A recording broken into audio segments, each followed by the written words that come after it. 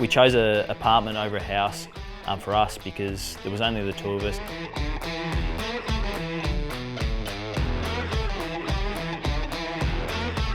This apartment came with some great facilities like a pool and a gym, a sauna and a spa. Nice cafe strip, which we're excited for in the future.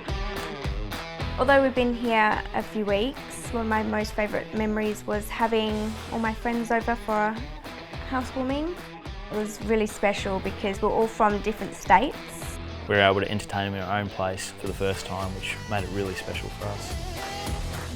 When we were moving in together, a thing George did say to me was, "Oh, okay, it's not like a huge deal, but I do enjoy country music, some of them." She hasn't really got a choice now, she's living with me, so I think you're starting to come around to.